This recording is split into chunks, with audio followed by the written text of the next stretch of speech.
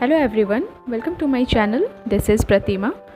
Today's tutorial is about this beautiful DIY door hanging, or you can say kalash toran, which I made using cardboard and acrylic colors. If you really like this video, then please do subscribe to my channel. So let's get started with our tutorial.